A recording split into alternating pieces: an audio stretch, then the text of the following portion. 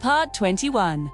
The echo of the roar that time tried to bury the storm from the chamber of the first kings had passed, but its echo still trembled through the Pride lands. Kovu, Kara, and the young lion Kion walked in silence, each carrying the weight of what they had discovered. The first roar, the truth of the forgotten lineage, and the warning left behind by the ancient kings. When dawn rose, its light felt different, warmer, but tense, like the calm before a second storm. Kion stopped at the edge of a cliff, his mane brushing against the early wind. "I felt something back there," he whispered. A presence. One that wasn't hostile, but wasn't peaceful either. Kara moved closer. "You mean the voice that spoke to you?" Kion nodded. It wasn't one voice. It was many, as if generations were speaking through a single breath. Kovu's expression darkened. "If the ancient kings are trying to reach us, it means something far worse is coming." But before they could speak further, a tremor shook the ground beneath them. A low, rumbling growl rose from the distant shadows, deep, distorted, and impossibly old. A bird scattered from the trees.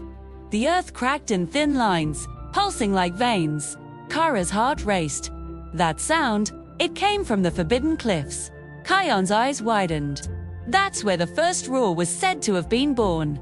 The three lions ran, dust swirling behind them, free. When they arrived, the cliffs were trembling, glowing faintly with blue ancient markings.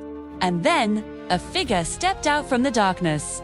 A lion, tall, scarred, and surrounded by faint shimmering outlines like living echoes. His mane was streaked with ghostly light, and his eyes seemed to hold entire centuries. Kovu froze.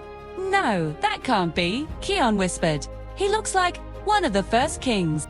The ghostly lion's voice was layered, as if multiple lions were speaking through him. "I am Azori, the last guardian of the first roar, and you have awakened me." Kara swallowed hard. "But why now? Why reveal yourself to us?"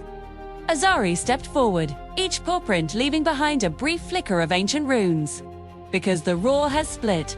The balance is broken. The one who should not exist is rising again." Kion felt the same cold fear he had felt in the chamber.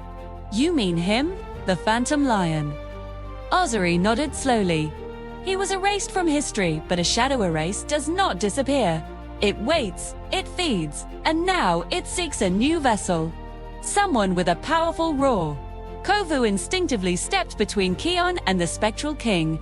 "You will not touch him." Bazari shook his head. "I do not seek to harm the boy. I seek to warn him.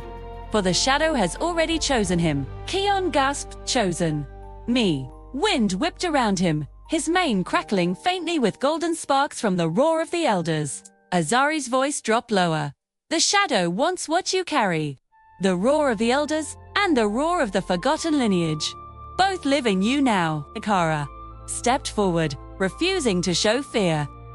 "Then tell us how to stop this shadow." For the first time, the ancient lion's spectral form flickered uncertainly.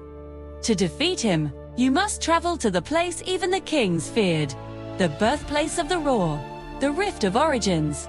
Kovu frowned. "I've never heard of it." "You were never meant to," Azari replied. "Lonely those destined to face the shadow ever come to know of it." Kian took a deep breath. "Then I'll go." Kovu shook his head. "No, we go together." Azari's eyes glowed brighter. "Then prepare yourselves.